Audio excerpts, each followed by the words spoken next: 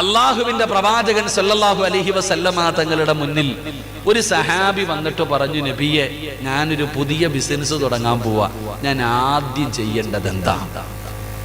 അള്ളാന്റെ റസൂൽ സല്ലല്ലാഹു അലൈഹി വസല്ലമ തങ്ങളുടെ മുന്നിൽ വന്നിട്ട് ചോദിച്ചു, ഞാനൊരു കച്ചവടം തുടങ്ങാൻ പോവുക, എന്ത് ചെയ്യണം നബിയെ? നബി സല്ലല്ലാഹു അലൈഹി വസല്ലമ തങ്ങൾ അല്ലാഹുവിന്റെ പ്രവാചകൻ അവിടെന്ന് പറയുകയാണ്, യഖൂലു ഇദാ ഹമ്മ അഹദുകും ബിൽ അംരി, അല്ലാഹുവിന്റെ പ്രവാചകൻ സല്ലല്ലാഹു അലൈഹി വസല്ലമ തങ്ങൾ പറയുകയാണ്, ഫൽയുസല്ലി റകഅത്തിൻ മിൻ ദൂനിൽ ഫരീള. അല്ലാഹുവിന്റെ പ്രവാചകന്റെ മുന്നിൽ കച്ചവടം തുടങ്ങാൻ ആലോചിക്കുന്ന ഒരു മനുഷ്യനുണ്ടല്ലോ, റസൂലുള്ളാഹി തങ്ങളുടെ മുന്നിൽ വന്നിട്ട് ചോദിക്കുന്നു, നബിയേ, ഒരു കച്ചവടം തുടങ്ങാൻ പോവുകയാണ്, ഞാൻ ആദ്യമായിട്ട് ചെയ്യേണ്ടത് എന്താണ്? പോയിട്ട് കട നോക്കാനല്ല പറഞ്ഞത്, ബിൽഡിംഗ് കെട്ടാനല്ല പറഞ്ഞത്, പണം കൂട്ടാനല്ല പറഞ്ഞത്, അല്ലെങ്കിൽ പാർട്ണർമാരെ വിളിക്കാനല്ല റസൂലുള്ളാഹി പറഞ്ഞത്. അല്ലാഹുവിന്റെ റസൂല് പറഞ്ഞത് എന്തെന്നറിയുമോ? എടാ, വീട് വെക്കാൻ സ്ഥലം നോക്കി, നിന്റെ കയ്യിൽ പൈസയുണ്ട്, വീട് വെക്കണമെന്ന് ആഗ്രഹമുണ്ടാകുമ്പോ ആദ്യം വരയ്ക്കേണ്ടത് പ്ലാനല്ല, നല്ല എഞ്ചിനീയറെയല്ല പോയി നോക്കേണ്ടത്, അല്ലെങ്കിൽ പടച്ചവനെ കുറ്റിയടിക്കാനുള്ള ദിവസമല്ല നിശ്ചയിക്കേണ്ടത്, അല്ലെങ്കിൽ മറ്റുള്ള വഴികളല്ല നേടേണ്ടത്. റസൂലുള്ളാഹി പറയുകയാ, അവിടെന്ന് പറഞ്ഞു, ഫൽയുസല്ലി റകഅത്തിൻ മിൻ ദൂനിൽ ഫരീള, 2 റകഅത്ത് നമസ്കരിക്കണേ. റസൂലുള്ളാഹിയാണ് പറയുന്നത്, മോനെ, 2 റകഅത്ത് നമസ്കരിക്കണമെടാ. വീട് വെക്കുന്നതിന് മുമ്പ്, വീടിന് കുറ്റിയടിക്കുന്നതിന് മുമ്പ്, എഞ്ചിനീയറെ കാണാൻ പോകുന്നതിന് മുമ്പ്, വണ്ടി എടുക്കാൻ മനസ്സിൽ ആഗ്രഹമുണ്ടാകുമ്പോ നീ ചെയ്യേണ്ടത് എന്തെന്നറിയുമോ? അള്ളാന്റെ റസൂല് പറയുകയാണ്, നീ 2 റകഅത്ത് നമസ്കരിക്കണേ. സലാം വീട്ടിയതിന് ശേഷം അള്ളാഹുവിന്റെ ദർബാറിലേക്ക് ഇരു കരങ്ങൾ ഉയർത്തിയിട്ട് കരഞ്ഞുകൊണ്ട് പടച്ചവനോട് പറയണം, അല്ലാ, ഒരു കച്ചവടം തുടങ്ങാൻ പോവുകയാണ് തമ്പുരാനെ, നല്ലതാണോ മോശമാണോ? ഇതിലൂടെ ഞാൻ രക്ഷപ്പെടുമോ? ഇതിലൂടെ ഞാൻ പരാജയപ്പെടുമോ? എനിക്കറിയില്ല തമ്പുരാനെ. അല്ലാ, ഇത് നല്ലതാണെങ്കിൽ നീ നടത്തി തരണേ അല്ലാ. പോകുന്ന വഴികളൊക്കെ തുറന്നു തരണേ അല്ലാ. ഈ കച്ചവടത്തിലൂടെ ഞാൻ നഷ്ടപ്പെട്ടു പോകുമെങ്കിൽ, ഈ കച്ചവടത്തിലൂടെ ഞാൻ നശിച്ചു പോകുമെങ്കിൽ, ഈ വീട് കെട്ടുന്നതിലൂടെ ഞാൻ ദാരിദ്ര്യത്തിൽ പെട്ടുപോകുമെങ്കിൽ, തടസ്സങ്ങൾ നൽകി ഇത് തട്ടി മാറ്റണേ അല്ലാ എന്ന് നീ നിസ്കരിച്ച് ദുആ ചെയ്യണമെന്ന് ആദരവായ പ്രവാചകൻ നബി മുഹമ്മദ് മുസ്തഫ, ആദരവായ പ്രവാചകൻ നബി മുഹമ്മദ് മുസ്തഫ സല്ലല്ലാഹു അലൈഹി വസല്ലം തങ്ങൾ പറഞ്ഞു, ആദ്യം ചെയ്യേണ്ടത് 2 റകഅത്ത് നിസ്കരിച്ചിട്ട് അള്ളാന്റെ കയ്യിൽ ഏൽപ്പിക്കണം. അള്ളാഹു ഈമാൻ തരുമാറാകട്ടെ, അള്ളാഹ് ഈമാൻ തരുമാറാകട്ടെ. നബി മുഹമ്മദ് മുസ്തഫ, മഹാനായ നബി മുഹമ്മദ് മുസ്തഫ സല്ലല്ലാഹു അലൈഹി വസല്ലമ തങ്ങളുടെ തൃപ്തിയും സഹായവും വേണം നീ രക്ഷപ്പെടണമെങ്കിൽ. അള്ളാഹുവിന്റെ പ്രവാചകൻ സല്ലല്ലാഹു അലൈഹി വസല്ലമ തങ്ങളുടെ തൃപ്തിയും സഹായവും ഉണ്ടെങ്കിലേ നീ രക്ഷപ്പെടത്തുള്ളൂ. അതിനെന്തേ ചെയ്യണ്ടേ? അള്ളാഹുടെ സഹായം കിട്ടി, അള്ളാഹുവിന്റെ തൃപ്തി നിനക്ക് കിട്ടി. ഇനി പ്രവാചകൻ സല്ലല്ലാഹു അലൈഹി വസല്ലം തങ്ങളുടെ തൃപ്തി നിനക്കുണ്ടാകണം. വീട് വെച്ചാലും, വണ്ടി എടുത്താലും, പെണ്ണ് കെട്ടിയാലും, വസ്തു വാങ്ങിയാലും, കച്ചവടം തുടങ്ങിയാലും അള്ളാന്റെ തൃപ്തിയും വേണം, മുത്തുനബിയുടെ തൃപ്തിയും വേണം. അള്ളാഹുവിന്റെ റസൂലിന്റെ തൃപ്തി കിട്ടാനുള്ള എളുപ്പ വഴി അള്ളാന്റെ വിശുദ്ധമായ ഖുർആൻ പാരായണം ചെയ്യുമെന്ന് നബിയിന റസൂലുള്ളാഹി. എന്റെ പൊന്നുമോനെ, എടാ പൊന്നാര ചങ്ങാതി, വീട് വെക്കുന്നതിന് മുമ്പ് പള്ളിയിലെ ഉസ്താദിനെ വിളിച്ചിട്ട് ഒരു ഫാത്തിഹയെങ്കിലും ഓതിപ്പിക്കുക. അത്ര ഞാൻ പറഞ്ഞുള്ളൂ. നിനക്ക് റസൂലുള്ളാഹി തങ്ങളുടെ സഹായം വേണോ? ഖുർആൻ ഓത്. പള്ളിയിലെ ഉസ്താദിനെ വിളിക്കണമെന്ന് ഞാൻ പറയുന്നില്ല, നീയെങ്കിലും ഇരുന്നിട്ട് ഒരു യാസീൻ ഓതടാ മോനെ. വണ്ടി എടുക്കാൻ പോകുന്നതിന് മുമ്പ്, കച്ചവടം തുടങ്ങാൻ പോകുന്നതിന് മുമ്പ് ഒരു യാസീൻ ഓതടാ. കാരണം എന്തെന്നറിയോ? ഖുർആനിൽ 114 സൂറത്തുണ്ട്. പക്ഷേ മരിച്ച വീട്ടിൽ പോയാലും യാസീൻ, കല്യാണ വീട്ടിൽ പോയാലും യാസീൻ, മൗലിദിന് പോയാലും യാസീൻ, എവിടെ പോയാലും യാസീൻ. എന്താ യാസീന്റെ പ്രത്യേകത? യാസീന്റെ പ്രത്യേകത റസൂലുള്ളാഹി സ്വല്ലല്ലാഹു അലൈഹി വസല്ലമ തങ്ങൾ പറഞ്ഞു, യാസീൻ ഓതുമ്പോൾ എന്തിനു വേണ്ടിയാണോ ഓതുന്നത് അത് അല്ലാഹു കൊടുക്കുമെന്ന് നബി മുഹമ്മദ് മുസ്തഫ. യാസീൻ ഓതുന്നത് പടച്ചവനെ എന്റെ കച്ചവടത്തിൽ ബർക്കത്തുണ്ടാകണം എന്ന് നിയത്ത് ചെയ്തിട്ട് ഓതിയ ബർക്കത്തുണ്ടാകും. പടച്ചവനെ എന്റെ വണ്ടി, പടച്ചവൻ എന്നെ അപകടങ്ങളെ തൊട്ട് നീ കാക്കണം, യാസീൻ ഓതിയ അത് തന്നെ ഉണ്ടാകും. റസൂലുള്ളാഹി തങ്ങൾ പറഞ്ഞു, യാസീൻ ഓതിയിട്ട് ദുആ ചെയ്താൽ അല്ലാഹു സ്വീകരിക്കുമെന്ന് നബിയിന റസൂലുള്ളാഹി. അതാ യാസീന്റെ പ്രത്യേകത, അതാണ് യാസീന്റെ പ്രത്യേകത. എടാ മരിച്ച് മുതിയങ്ങ പള്ളിയുടെ ഖബർസാനി കിടക്കുന്ന നിന്റെ വാപ്പാടെ ഖബറിന്റെ ചാരത്ത് പോയിട്ട് നീ യാസീൻ ഓതിയ നിന്റെ വാപ്പ 40 ദിവസം രക്ഷപ്പെട്ടു. റസൂലുള്ളാഹി തങ്ങൾ പറഞ്ഞു, ഖബറിന്റെ ചാരത്ത് പോയി നിന്ന് യാസീൻ ഓതിയാൽ 40 ദിവസം ഖബറാളികളുടെ ശിക്ഷ അല്ലാഹു മാറ്റിക്കൊടുക്കുമെന്ന് നബിയിന റസൂലുള്ളാഹി. അതുകൊണ്ട് മുത്തുനബിയുടെ അല്ലാഹുവിന്റെ റസൂലിന്റെ തൃപ്തിയും സഹായവും നിനക്ക് വേണമെങ്കിൽ നീ എന്ത് ചെയ്യണം? ഖുർആൻ ഓതണം, യാസീൻ ഓതണം. യാസീൻ ഓതിയില്ലെങ്കിലും ഒരു ഇഖ്ലാസ് എങ്കിലും ഓതും മോനെ, ഒരു ഫാത്തിഹയെങ്കിലും ഓത്, ഒരു സൂറത്തെങ്കിലും നീ ഓത്. ആ ഓതുന്നതിലൂടെ അല്ലാഹുവിന്റെ തൃപ്തിയും കിട്ടി. അപ്പൊ വീട് വെക്കണമെന്ന് തീരുമാനിച്ചപ്പോ 2 റക്അത്ത് നിസ്കരിച്ചിട്ട് ദുആ ചെയ്ത ആരെങ്കിലും ഉണ്ടെങ്കിൽ ഒന്ന് കൈപൊക്കിക്കേ.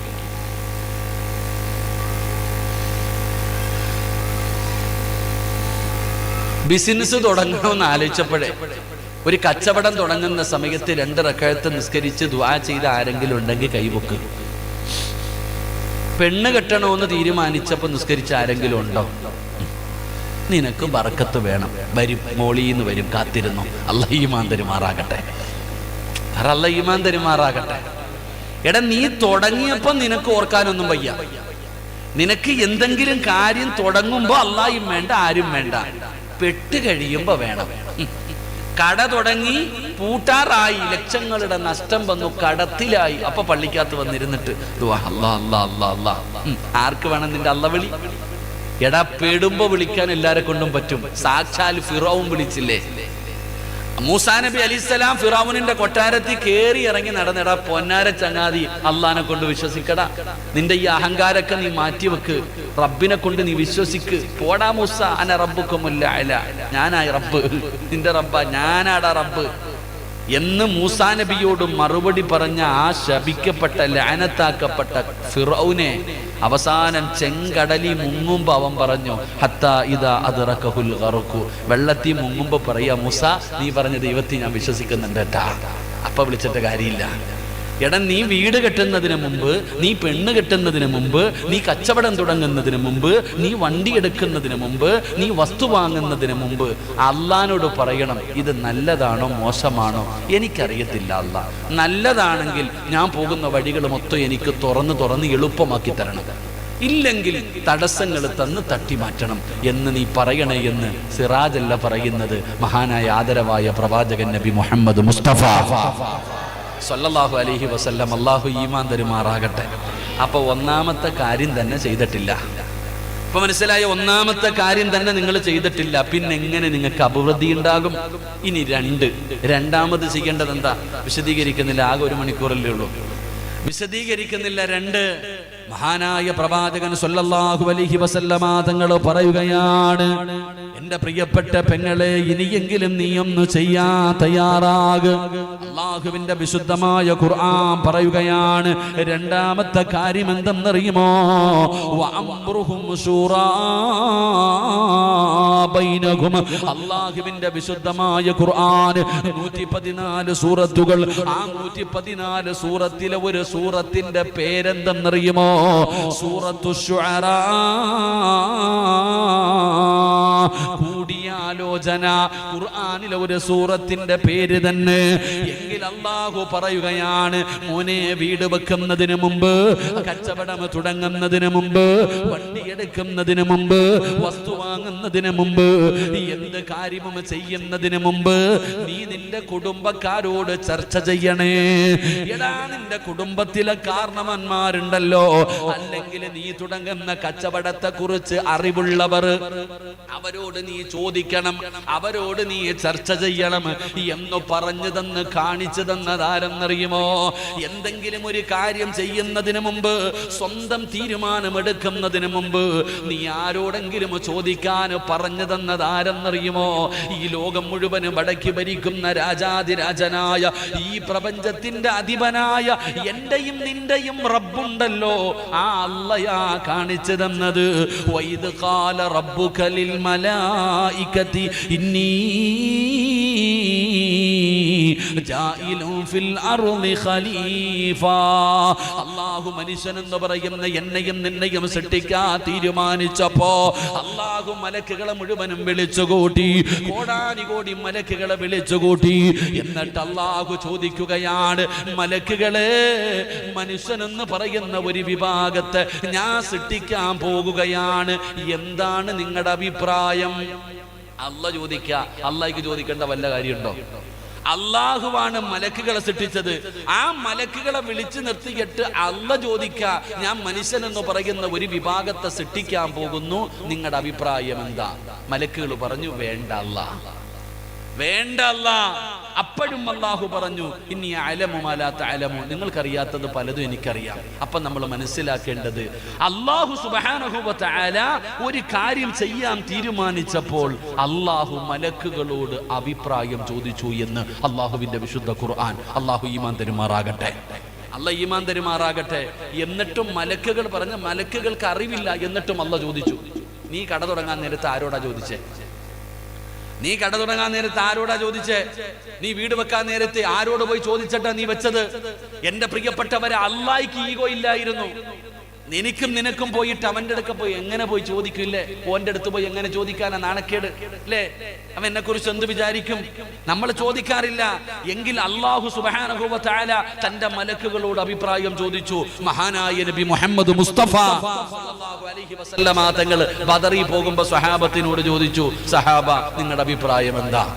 ബദർ യുദ്ധത്തിന് പോയപ്പോ, ഹന്തക്ക് യുദ്ധത്തിന് പോയപ്പോ അല്ലാഹുവിന്റെ പ്രവാചകൻ സല്ലല്ലാഹു അലൈഹി വസല്ലമ തങ്ങൾ സ്വന്തം തീരുമാനമെടുക്കുകയായിരുന്നില്ല, സ്വഹാബത്തിനോട് അഭിപ്രായം ചോദിച്ചു എന്ന് ചരിത്രം പഠിപ്പിക്കുന്നു.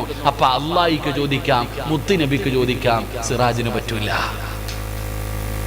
അല്ലാഹ്ക്ക് ചോദിക്കാം, അല്ലാഹുവിന്റെ റസൂൽ സല്ലല്ലാഹു അലൈഹി വസല്ലമ തങ്ങൾക്ക് ചോദിക്കാം, എനിക്കും നിങ്ങൾക്കും പറ്റത്തില്ല. അങ്ങനെ ചോദിക്കാത്തത് കൊണ്ടാ ഇപ്പൊ കടന്ന് അനുഭവിച്ചുകൊണ്ടിരിക്കുന്നത്. അല്ലാഹു കാത്തിരക്ഷിക്കുമാറാകട്ടെ, ഉറക്ക അല്ലാഹു കാത്തിരക്ഷിക്കുമാറാകട്ടെ. എന്റെ പ്രിയപ്പെട്ട സഹോദരങ്ങളെ, വീട് കെട്ടും. ഇപ്പൊ എല്ലാവരും വീട് കെട്ടാൻ തുടങ്ങിക്കഴിഞ്ഞാൽ വീടൊക്കെ കെട്ടും. എന്നിട്ട് പള്ളിയിലെ ഉസ്താദ് വരും ഉദ്ഘാടനത്തിന് വന്നിട്ട് ഉസ്താദ് പറയും, അവിടെ ഇടിച്ചുകള, ഇവിടെ ഇടിച്ചുകള, അത്ര തന്നെ. നിന്റെ വീടിന്റെ താമസം കയറുന്ന എന്താ കുടിയിറക്കൽ, എന്താ പറയാ,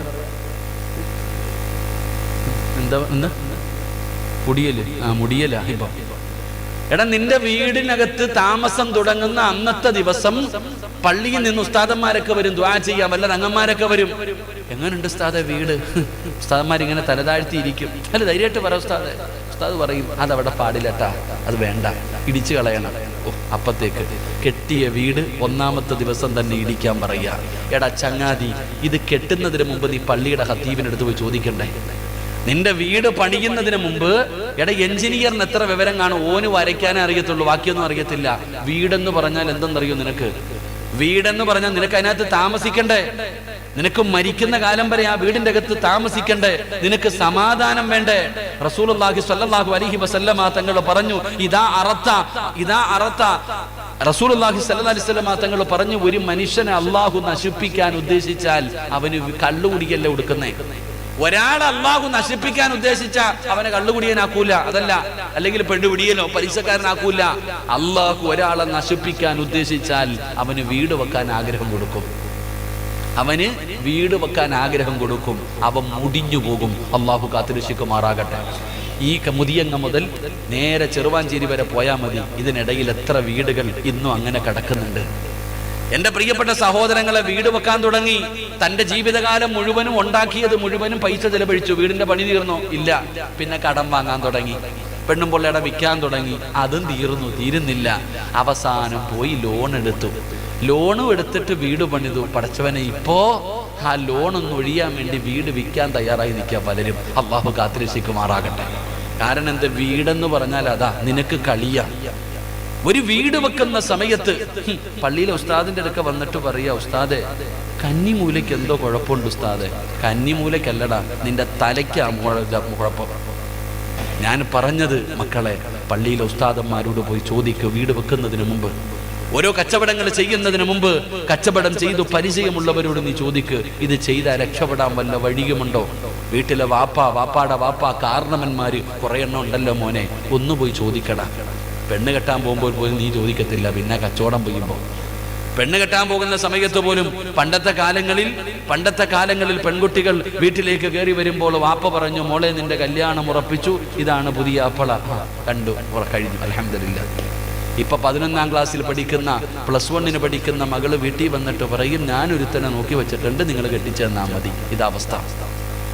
എന്നിട്ട് കടന്ന് അനുഭവിക്കുകയാ. അള്ളാഹു കാത്തുരക്ഷിക്കുമാറാകട്ടെ. അപ്പൊ 2 സിറാജ് പറഞ്ഞതല്ല, അള്ളയാ പറഞ്ഞത്. വഅംറുഹും ശൂറാ ബൈനഹും. നീ എന്ത് നല്ല കാര്യം ചെയ്യാൻ തീരുമാനിക്കുമ്പോഴും നീ അറിവുള്ളവരോട് ചോദിക്ക്. ഒറ്റയ്ക്ക് തീരുമാനമെടുക്കരുത്, മുഷാവറ ചെയ്ത് തീരുമാനമെടുക്ക്. അള്ളാഹു നിന്നെ രക്ഷപ്പെടുത്തും, പടച്ചവൻ നിന്നെ സഹായിക്കുമെന്ന് നബി മുഹമ്മദ് മുസ്തഫ. അള്ളാഹു നമുക്ക് ഈമാൻ നൽകുമാറാകട്ടെ. ഈമാൻ നൽകുമാറാകട്ടെ. 3 ഇങ്ങോട്ട് നോക്ക്. 3 അള്ളാഹുവിന്റെ റസൂൽ സല്ലല്ലാഹു അലൈഹി വസല്ലം തങ്ങൾ പറഞ്ഞു, അള്ളാഹുവിന്റെ തൃപ്തിയും അള്ളാഹുവിന്റെ സഹായവും നീ ഉറപ്പിക്കണം. കച്ചവടത്തിന് ഇറങ്ങുമ്പോ, ഒരു പുതിയ കച്ചവടത്തിന് ഇറങ്ങുമ്പോ നീ ഒരു കാര്യം ഉറപ്പിക്കണം, അള്ളാഹുടെ സഹായം ഉണ്ടോ ഇല്ലേ, അതാ നോക്കണ്ടേ. അള്ളാഹ് സഹായിച്ചില്ലെങ്കിൽ നീ പോയി. അള്ളാന്റെ സഹായം ഉറപ്പിച്ചിട്ട് വേണം നീ കച്ചവടത്തിന് ഇറങ്ങാൻ. അള്ളാന്റെ സഹായം ഉറപ്പിച്ചിട്ട് വേണം നീ വീട് വെക്കാൻ ഇറങ്ങാൻ. അള്ളാന്റെ സഹായം ഉറപ്പിച്ചിട്ട് വേണം നീ പെണ്ണ് കെട്ടാൻ ഇറങ്ങാൻ. അള്ളാന്റെ സഹായം ഉറപ്പിച്ചിട്ട് വേണം നീ വണ്ടി വാങ്ങാൻ ഇറങ്ങാൻ. അപ്പൊ റസൂലുള്ളാഹി തങ്ങളോട് സഹാബത്ത് ചോദിച്ചു, എങ്ങനെയാ നബിയെ അള്ളാന്റെ സഹായം കിട്ടാ, അള്ളാന്റെ തൃപ്തി കിട്ടാ? ഒരൊറ്റ ഉദാഹരണം ഞാൻ ചോദിക്കട്ടെ. പഴയ കാലങ്ങളിൽ നിങ്ങളുടെ വീട്ടിൽ ഒരു തെങ്ങ് വെച്ചു. നിങ്ങളുടെ വീടുകളിൽ നിങ്ങളുടെ വാപ്പ അല്ലെങ്കിൽ വാപ്പയുടെ വാപ്പ നിങ്ങളുടെ വീട്ടിൽ ഒരു തെങ്ങ് വെച്ചു. ആ തെങ്ങിൽ നിന്ന് ആദ്യമായിട്ട് കിളിക്കുന്ന തേങ്ങ എന്ത് ചെയ്യുമായിരുന്നു? പറ. നിനക്ക് മടിവല്ല ഉണ്ടോ? അല്ല, നിന്റെ മൊഴിയാൻ വല്ല പാടുണ്ടോ? നിങ്ങളുടെ വീട്ടിൽ ഒരു തെങ്ങിൽ നിന്ന് ആദ്യമായിട്ട് കിട്ടുന്ന തേങ്ങ എന്ത് ചെയ്യുമായിരുന്നു? പള്ളിക്ക് കൊടുക്കും. ഒരു 10 മുട്ട വെച്ചു, വിരിഞ്ഞാൽ ഒരു കോഴി ആർക്ക് കൊടുക്കും? പള്ളിക്ക് കൊടുക്കും. നിന്റെ വീട്ടിലോ? നീ വെട്ടി തിന്നും. അതന്നെ അവസ്ഥ. അവർക്ക് വിവരം ഉണ്ടായിരുന്നു, അവർക്ക് ബുദ്ധി ഉണ്ടായിരുന്നു. എന്റെ പ്രിയപ്പെട്ട സഹോദരങ്ങളെ, പണ്ടത്തെ കാലത്ത് അങ്ങനായിരുന്നു. അള്ളാഹുവിന്റെ റസൂൽ സല്ലല്ലാഹു അലൈഹി വസല്ലം തങ്ങൾ പറഞ്ഞു, ഹുബ്ബുൽ ഫുഖറാഇ വൽ മസാകീൻ. അള്ളാഹുവിന്റെ സഹായം വേണോ, അള്ളാഹുവിന്റെ തൃപ്തി വേണോ, ഒരു സദക്ക കൊടുക്കടാ മോനെ. 10ാം ക്ലാസ്സിൽ പരീക്ഷ എഴുതാൻ പോകുന്ന കുട്ടികൾ പള്ളിയുടെ മുന്നിലെത്തുമ്പോൾ ഒരു 5 രൂപ പള്ളിയുടെ വഞ്ചിപ്പെട്ടിയിടും. എന്തിന്? വെറുതെ. ദൂരെ യാത്ര പോകുന്നവർ, ലോഡുമായിട്ട് പോകുന്നവർ പള്ളി കാണുമ്പോ ആ പള്ളിയുടെ മുന്നിൽ ഒരു വഞ്ചി കാണും. ആ വഞ്ചിയിൽ മുസ്ലിമും ഇടും, ഹൈന്ദവനും ഇടും, ക്രിസ്ത്യാനിയും ഇടും. എന്തിനാ ഇടുന്നേ? അള്ളാഹുടെ സഹായം കിട്ടാൻ.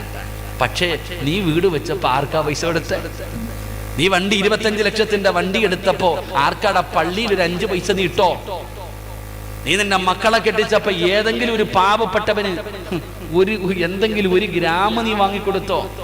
എന്നിട്ട് നിനക്ക് ബറക്കത്ത് വേണം. അള്ളാഹു നമുക്ക് ഈമാൻ നൽകുമാറാകട്ടെ. ഉറക്കപ്പറ, അല്ലാഹു ഈമാൻ നൽകുമാറാകട്ടെ. മഹാനായ നബി മുഹമ്മദ് മുസ്തഫ സല്ലല്ലാഹു അലൈഹി വസല്ലമ തങ്ങൾ പറയുകയാണ്, അള്ളാഹുവിന്റെ റസൂല് പറയുകയാണ്, പടച്ച റബ്ബിന്റെ സഹായം നിനക്കുണ്ടാകണം, അള്ളാഹുവിന്റെ തൃപ്തി നിനക്കുണ്ടാകണം. ആ തൃപ്തി കിട്ടാറുള്ള എളുപ്പ വഴി എന്തെന്നറിയുമോ? ഹുബ്ബുൽ ഫുഖറാഇ വൽ മസാകീൻ. നീ പാവങ്ങളെ ഇഷ്ടപ്പെടൂ, പാവങ്ങളെ സഹായിക്കൂ, എന്തെങ്കിലും ഒരു സദഖ കൊടു. അള്ളാന്റെ പള്ളികളുണ്ടല്ലോ, മദ്രസകളുണ്ടല്ലോ, യതീഖാനകളുണ്ടല്ലോ, യതീമായ മക്കളുണ്ടല്ലോ, പാവപ്പെട്ട പെൺകുട്ടികളുണ്ടല്ലോ, രോഗികളായി കിടന്ന കിടപ്പിൽ കിടന്ന് മലമൂത്ര വിസർജനം നടത്തുന്നവരുണ്ടല്ലോ. ആ പാവപ്പെട്ടവർക്ക് നീ ഒരു സദഖ കൊടുക്ക്. ആ സദഖ കൊടുക്കുന്നതിലൂടെ അല്ലാഹു നിന്നെ സഹായിക്കുകയാ. റസൂലുള്ളാഹി പറഞ്ഞല്ലോ, അസ്സദഖത്തു റദ്ദുൽ ബലായാ. സദഖ വിപത്തുകളെ തട്ടിമാറ്റുമെന്ന് ആദരവായ പ്രവാചകൻ നബി മുഹമ്മദ് മുസ്തഫ. അത്രയ്ക്ക് ആദരവായ പ്രവാചകൻ നബി മുഹമ്മദ് മുസ്തഫ അള്ളാന്റെ റസൂല് പറഞ്ഞു, നീ എന്തെങ്കിലും ഒരു സദഖ കൊടുക്ക്, അള്ളാഹു ഈമാൻ തരുമാറാകട്ടെ. വഅദ് പറയുന്ന ഉസ്താദിനൊന്നുമില്ല, കേൾക്കാൻ വന്നവർക്ക് ചായയും ബിസ്ക്കറ്റും കുടിക്ക്, അള്ളാഹു നമുക്ക് ഈമാൻ തരുമാറാകട്ടെ. മാസ്ക് ഒക്കെ എടുത്തിട്ട് കുടിക്കട്ടാ കേട്ടാ, മാസ്ക് എടുത്തിട്ട് ചിലപ്പോൾ എടുത്ത് ഒരൊറ്റ കടി മാസ്ക് വെച്ചിട്ട് അങ്ങനെ വേണ്ട, കൊടുക്കൊടു, അൽഹംദുലില്ലാ, അള്ളാഹ് ഈമാൻ തരുമാറാകട്ടെ. എന്ത് ചെയ്യാനാ പറഞ്ഞത്? സദഖ കൊടുക്കാൻ. എന്റെ പ്രിയപ്പെട്ട സഹോദരങ്ങളെ, സഹോദരിമാരെ, നിങ്ങളൊക്കെ വീട് വെച്ചപ്പോ 5 നയാ പൈസ പള്ളിയുടെ മുതിയങ്ങ പള്ളിയുടെ വഞ്ചിപ്പെട്ടിയിൽ ഒരു 10 രൂപ ഇട്ടോ. മോനെ, ഒരു 10 രൂപ ഇട്ടോ. ഒരൊറ്റ ഉദാഹരണം പറയാം. നമ്മളൊക്കെ മക്കളുടെ കല്യാണം നടത്താറുണ്ട്, മക്കളുടെ നിക്കാഹ് നടത്താറുണ്ട്. പടച്ചവനെ പന്തലുകാരനെ വിളിക്കും, ഇവിടെ മൊത്തവും പന്തല് കെട്ടണം, എത്ര രൂപ വേണം? 1 ലക്ഷം രൂപ. എടാ 95-ന് കെട്ടിയോ? ഇല്ലില്ല, 1 ലക്ഷം, നീ എടുത്തോ, ഓക്കെ. ഭക്ഷണം വെക്കുന്നവനെ വിളിക്കും, എത്ര വേണം? 2500 പേർക്ക് ഭക്ഷണം വേണം, എത്ര വേണം? 1 ലക്ഷം, എടുത്തോ. ക്യാമറമാനെ വിളിക്കും, എത്ര വേണം? 25,000 രൂപ, ഉറപ്പിച്ചു. ബൈക്ക് റാലി നടത്താൻ അതിനുള്ള ഞാൻ അങ്ങോട്ട് പോണില്ല, റെഡി. ഇതെല്ലാം ചെയ്തു, ഇതെല്ലാം നിങ്ങൾ ചെയ്തു. അങ്ങനെ അവസാനം നിന്റെ മകളുടെ നിക്കാഹ് മുതിയങ്ങ പള്ളിക്കകത്ത് വെച്ച് നടക്കാം. ഖത്തീബ് എന്താ ഇപ്പൊ ഇവിടുത്തെ? പോയില്ലേ, കുഴപ്പമില്ല, അള്ളാഹു അദ്ദേഹത്തിന് ദീർഘായുസ് കൊടുക്കുമാറാകട്ടെ. മുതിയങ്ങ പള്ളിക്കകത്ത് വെച്ചിട്ട് നിന്റെ മോന്റെ കെട്ട് നടക്കാം, നിന്റെ മകളുടെ നിക്കാഹ് നടക്കുകയാ. അങ്ങനെ നീ വിളിച്ചവരെല്ലാവരും വന്നു, പള്ളിക്കകത്ത് വന്നു. അവസാനം പള്ളിയിലെ ഖത്തീബ് വന്നിട്ട് കൈ പിടിച്ചു വെച്ചിട്ട് പറഞ്ഞു, ഉസവ്വിജുക അലാമ അമറല്ലാഹു തആല ബിഹി മിൻ ഇംസാകിൻ ബിമഅറൂഫിൻ ഔ തസ്രീഹിൻ ബിഇഹ്സാൻ. സവ്വജതുക വഅൻകഹതുക എന്നൊക്കെ പറഞ്ഞിട്ട് ഉസ്താദ് അങ്ങോട്ട് കല്യാണം നടത്തി. നിന്റെ നിക്കാഹ്, നിന്റെ മകളുടെ നിക്കാഹ് നടത്തി കൊടുത്തു. എന്നിട്ട് ഉസ്താദ് 2 കൈയും ഉയർത്തിയിട്ട് അള്ളാഹിനോട് പറയുക, അയ്യുഹൽ അറൂസാൻ ബാറകല്ലാഹു ലകുമാ വ ബാറക അലൈകുമാ വ ജമഅല്ലാഹു ബൈനകുമാ ഫീ ഖൈരിൻ വ ലുത്ഫിൻ വ ആഫിയ. എന്താ അർത്ഥം എന്നറിയോ? അള്ളാഹുവേ, ഈ നവദമ്പതികൾക്ക് നീ ബറക്കത്ത് ചെയ്യണേ അല്ലാ, നല്ല ജീവിതം കൊടുക്കണേ അല്ലാ, ഒത്തൊരുമ കൊടുക്കണേ അല്ലാ. ഉസ്താദ് നെഞ്ചു പൊട്ടിയിട്ട് ദുആ ചെയ്യുക. അപ്പം നിന്റെ വാപ്പ പോലും ചിലപ്പോൾ ഇങ്ങനെ വെച്ചിരിക്കണ കൈ, നിന്റെ വാപ്പ പോലും ചിലപ്പോ കൈ ഇങ്ങനെ താഴെ ഇട്ടിട്ടിരിക്കുക, അങ്ങോട്ടും ഇങ്ങോട്ടും നോക്കുക, ആമീൻ പറയണമെന്നില്ല. നിന്റെ കൂടപ്പുറപ്പ് ക്യാമറയും പിടിച്ചോണ്ട് ഇങ്ങനെ നടക്കുക. പലരും ഇങ്ങനെ ഭിത്തിയും ചാരിയിരിക്കുക, കാലും നീട്ടിയിട്ട്.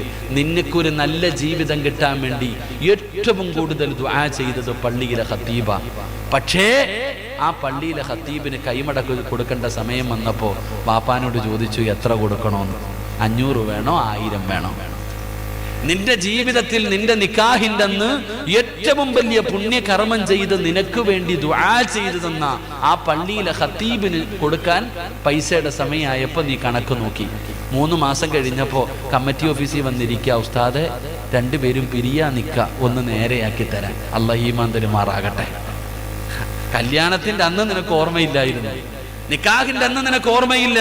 പക്ഷെ എന്ന് ഓർമ്മ വന്നു, മോളും ഭർത്താവും തമ്മിൽ അടിച്ച് പിരിഞ്ഞ് തലാഖിന്റെ വക്കിലെത്തിയപ്പോ പള്ളിക്കകത്ത് വന്നിരുന്നിട്ട് പറയാ, നേരെയാക്കാൻ. അപ്പോഴാണോടാ നേരെയാക്കേണ്ടത് വാപ്പ? ഞാൻ പറഞ്ഞു വന്നത്, അള്ളാഹുവിന്റെ സഹായവും തൃപ്തിയും ഉറപ്പിച്ചിട്ട് വേണം ഏതു പണിക്കും ഇറങ്ങാൻ. ഇല്ലാതെ കിടന്ന് കരഞ്ഞിട്ട് കാര്യമില്ല. അല്ലാഹു ഈമാൻ തരുമാറാകട്ടെ. അതിനുള്ള വഴി ഒരു 10 പൈസ, ഒരു 10 രൂപ, ഒരു 5 രൂപ അള്ളാഹു പറയുന്നു, പള്ളിക്കോ മദ്രസയ്ക്കോ യതീംഖാനയ്ക്കോ നിനക്ക് ഇഷ്ടമുള്ളവർക്ക് നീ കൊടുക്ക്, അള്ളാഹു നിന്നെ സഹായിക്കുമെന്ന് നബിയുനാ റസൂലുള്ളാഹി. 3 4 നിർത്താറായോ? സാധാ മടുക്കുമ്പോ പറയണം കേട്ടാ, കാരണം ഇത് വയലല്ലല്ലോ, ക്ലാസ് അല്ലേ, അതുകൊണ്ട്. 4 മഹാനായ നബി മുഹമ്മദ് മുസ്തഫ, മഹാനായ നബി മുഹമ്മദ് മുസ്തഫ സല്ലല്ലാഹു അലൈഹി വസല്ലമ തങ്ങളുടെ തൃപ്തിയും സഹായവും വേണം നീ രക്ഷപ്പെടണമെങ്കിൽ. അള്ളാഹുവിന്റെ പ്രവാചകൻ സല്ലല്ലാഹു അലൈഹി വസല്ലമ തങ്ങളുടെ തൃപ്തിയും സഹായവും ഉണ്ടെങ്കിലേ നീ രക്ഷപ്പെടത്തുള്ളൂ. അതിനെന്താ ചെയ്യണ്ടേ? അള്ളാഹുടെ സഹായം കിട്ടി, അള്ളാഹുവിന്റെ തൃപ്തി നിനക്ക് കിട്ടി. ഇനി പ്രവാചകൻ സല്ലല്ലാഹു അലൈഹി വസല്ലമ തങ്ങളുടെ തൃപ്തി നിനക്കുണ്ടാകണം. വീട് വെച്ചാലും, വണ്ടി എടുത്താലും, പെണ്ണ് കെട്ടിയാലും, വസ്തു വാങ്ങിയാലും, കച്ചവടം തുടങ്ങിയാലും അള്ളാന്റെ തൃപ്തിയും വേണം, മുത്തുനബിയുടെ തൃപ്തിയും വേണം. അള്ളാഹുവിന്റെ റസൂലിന്റെ തൃപ്തി കിട്ടാനുള്ള എളുപ്പ വഴി അള്ളാന്റെ വിശുദ്ധമായ ഖുർആൻ പാരായണം ചെയ്യുമെന്ന് നബിയുനാ റസൂലുള്ളാഹി. എന്റെ പൊന്നു മോനെ, എടാ പൊന്നാര ചങ്ങാതി, വീട് വെക്കുന്നതിന് മുമ്പ് പള്ളിയിലെ ഉസ്താദിനെ വിളിച്ചിട്ട് ഒരു ഫാത്തിഹ എങ്കിലും ഓതിപ്പിക്കും. അത്ര ഞാൻ പറഞ്ഞുള്ളൂ. നിനക്ക് റസൂലുള്ളാഹി തങ്ങളുടെ സഹായം വേണോ? ഖുർആൻ ഓത്.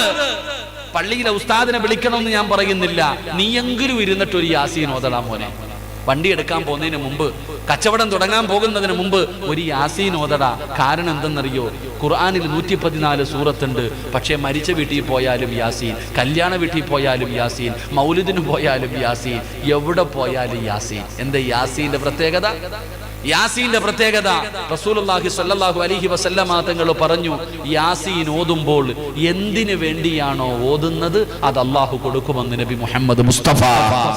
യാസീൻ ഓതുന്നത് പടച്ചവനെ എന്റെ കച്ചവടത്തിൽ ബർക്കത്തുണ്ടാകണം എന്ന് നിയത്ത് ചെയ്തിട്ട് ഓതിയ ബർക്കത്തുണ്ടാകും. പടച്ചവനെ എന്റെ വണ്ടി, പടച്ചവൻ എന്നെ അപകടങ്ങളെ തൊട്ട് നീ കാക്കണം, യാസീൻ ഓതിയ അത് തന്നെ ഉണ്ടാകും. റസൂലുള്ളാഹി തങ്ങൾ പറഞ്ഞു, യാസീൻ ഓതിയിട്ട് ദുആ ചെയ്താൽ അല്ലാഹു സ്വീകരിക്കുമെന്ന് നബിയിന റസൂലുള്ളാഹി. അതാ യാസീന്റെ പ്രത്യേകത, അതാണ് യാസീന്റെ പ്രത്യേകത. എടാ, മരിച്ച് മുതിയങ്ങ പള്ളിയുടെ ഖബർസാനി കിടക്കുന്ന നിന്റെ വാപ്പാടെ ഖബറിന്റെ ചാരത്ത് പോയിട്ട് നീ യാസീൻ ഓതിയ നിന്റെ വാപ്പ 40 ദിവസം രക്ഷപ്പെട്ടു. റസൂലുള്ളാഹി തങ്ങൾ പറഞ്ഞു, ഖബറിന്റെ ചാരത്ത് പോയി നിന്ന് യാസീൻ ഓതിയാൽ 40 ദിവസം ഖബറാളികളുടെ ശിക്ഷ അല്ലാഹു മാറ്റിക്കൊടുക്കുമെന്ന് നബിയിന റസൂലുള്ളാഹി. അതുകൊണ്ട് മുത്തുനബിയുടെ, അല്ലാഹുവിന്റെ റസൂലിന്റെ തൃപ്തിയും സഹായവും നിനക്ക് വേണമെങ്കിൽ നീ എന്ത് ചെയ്യണം? ഖുർആൻ ഓതണം, യാസീൻ ഓതണം. യാസീൻ ഓതിയില്ലെങ്കിലും ഒരു ഇഖ്ലാസ് എങ്കിലും ഓതു മോനെ, ഒരു ഫാത്തിഹയെങ്കിലും ഓത്, ഒരു സൂറത്തെങ്കിലും നീ ഓത്. ആ ഓതുന്നതിലൂടെ അല്ലാഹുവിന്റെ തൃപ്തിയും കിട്ടി. മഹാനായ നബി മുഹമ്മദ് മുസ്തഫ സല്ലല്ലാഹു അലൈഹി വസല്ലമ തങ്ങളുടെ തൃപ്തിയും സഹായവും നിനക്ക് ലഭിക്കുകയാണ്. അല്ലാഹ് നിന്നെ രക്ഷപ്പെടുത്തിയില്ലേ? മുത്തുനബി ഇഷ്ടപ്പെട്ട് കഴിഞ്ഞില്ലേ? ഇനി എന്താണ് നിനക്ക് വേണ്ടത്? ഇനി എന്താണ് നിനക്ക് വേണ്ടത്? ഒന്ന്, ഏത് നല്ല കാര്യവും ചെയ്യാൻ തീരുമാനിക്കുമ്പോൾ ഒന്നാമത് ചെയ്യേണ്ടത് ഫൽയുസല്ലി റകഅത്തൻ മിൻ ദൂനിൽ ഫരീള, 2 റകഅത്ത് നിസ്കരിച്ചിട്ട് ദുആ ചെയ്യണേ. രണ്ടാമത്തെ കാര്യം എന്തെന്നറിയുമോ? അറിവുള്ളവരോട് ചോദിക്ക്, മുശാവറ ചെയ്ത് വഅംറുഹും ശൂറാ ബൈനഹും. നീ അറിവുള്ളവരോട് ചോദിക്കാതെ നീ ചെയ്യരുത്. 3, അല്ലാഹുവിന്റെ തൃപ്തി നേടണേ, അല്ലാഹുവിന്റെ സഹായം നേടണേ. അതിനുള്ള എളുപ്പ വഴി ഹുബ്ബുൽ ഫുഖറാഇ വൽ മസാകീൻ. എന്തെങ്കിലും ഒന്ന് സദഖ കൊടുക്കൂ. 4, പ്രവാചകന്റെ തൃപ്തി വേണം, അല്ലാഹുവിന്റെ റസൂല് നിന്നെ സഹായിക്കണം. അതിനുള്ള വഴി എന്ത്?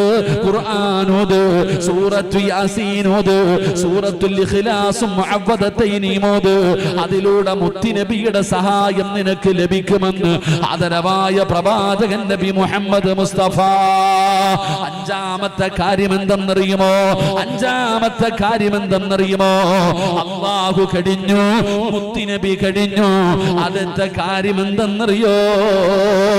ഉമ്മാനെ കൊണ്ട് ദുആ ചെയ്യിപ്പിക്കണേ, വാപ്പാനെ കൊണ്ട് ദുആ ചെയ്യിപ്പിക്കണേ. മാതാപിതാക്കളുടെ തൃപ്തിയും ദുആയും നീ വാങ്ങിയാ നീ രക്ഷപ്പെടുമെന്ന് നബി മുഹമ്മദ് മുസ്തഫ. 3ാമത്തെ 5ാമത്തെ കാര്യം, വാപ്പാന്റെ ഉമ്മാന്റെ അടുക്കലും പോയി പറഞ്ഞിട്ട് പറയണം ദുആ ചെയ്യാൻ. വീടിന്റെ മുന്നിൽ ഒരു പുതിയ കാറ് വന്നു നിന്നു. വാപ്പ ചോദിച്ചു, ആരുടേതാ? ഞാൻ എടുത്തതാ വാപ്പ, ഞാൻ എടുത്തതാ വാപ്പ. ഇത് ഏതാടാ ഈ പെണ്ണ്? കല്യാണം കഴിച്ചിട്ട് വിളിച്ചോണ്ട് വരുവാ വാപ്പ. ഇതാ നിന്റെ അവസ്ഥ. ഒരു കച്ചവടം തുടങ്ങി, മുതിയങ്ങയില് ചെറുവാഞ്ചേരിയില് കൂത്തുപറമ്പിൽ ഒരു കട തുടങ്ങി.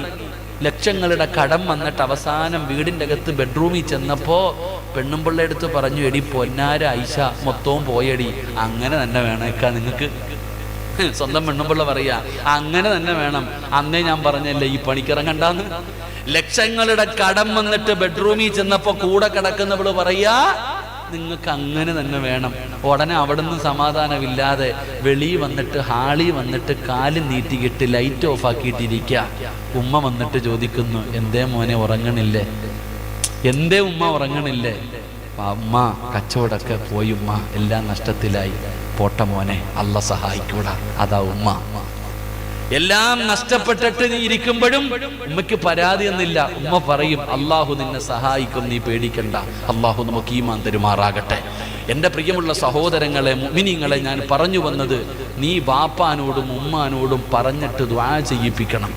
അവരുടെ ദുആ നിന്റെ ജീവിതത്തിൽ വലിയ ഒരു ഘടകമാണ് രക്ഷപ്പെടാൻ. എൻ്റെ പ്രിയപ്പെട്ട സഹോദരങ്ങളെ, ചരിത്രം എടുത്തു നോക്ക്. നമ്മളിൽ എത്ര പേരാ ഉമ്മാനോടും ബാപ്പാനോടും പറയുന്ന? പെണ്ണുമ്പിള്ള അടുത്ത് എല്ലാം പറയും. ഞാനും നിങ്ങളും ഭാര്യയുടെ അടുത്ത് പോയിട്ട് എല്ലാ കാര്യങ്ങളും പറയും. പക്ഷേ അതിനകത്ത് ചർച്ച ചെയ്യുന്ന ഉമ്മ വെളിയിൽ നിന്ന് കേൾക്കണേ. ഒരൊറ്റ ഉദാഹരണം ഞാൻ ചോദിക്കട്ടെ. എത്രയോ കേരളത്തിലെ ഏറ്റവും വലിയ സമ്പന്നന്മാരുടെ ചരിത്രം എടുത്തു നോക്ക്.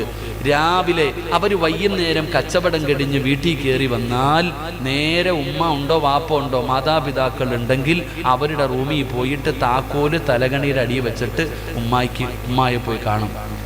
ഉമ്മാടെയും വാപ്പാടെയും റൂമിൽ പോയി ആ കടയുടെ താക്കോല് കൊണ്ടുപോയിട്ട് അവരുടെ കയ്യിൽ കൊടുത്തിട്ട് ഉമ്മാനും വാപ്പാനോടും ഒരു 2 മിനിറ്റ് സംസാരിച്ചിട്ട് പെണ്ണുമ്പിള്ള എടുത്ത് പോത്തുള്ളൂ. രാവിലെ കച്ചവടത്തിന് പോകാൻ ഇറങ്ങുമ്പോൾ കുളിച്ചൊരുങ്ങി ഭക്ഷണം കഴിച്ചു നേരെ ഉമ്മാടെ റൂമിൽ പോയിട്ട് ഉമ്മാടെ കയ്യിൽ നിന്ന് താക്കോല് വാങ്ങും. ഉമ്മാടെ കയ്യിൽ നിന്ന് താക്കോല് വാങ്ങും. എന്നിട്ട് കച്ചവടത്തിന് പോകും. അവരൊക്കെ രക്ഷപ്പെട്ടു. നീയോ? കച്ചവടം കഴിഞ്ഞിട്ട് നേരെ കൊണ്ടുപോയി പെണ്ണുമ്പിള്ളയുടെ കയ്യിൽ താക്കോലും പൈസയും കൊടുത്തിട്ട് പറയും പൂട്ടി വെച്ചോ കാണിക്കണ്ട.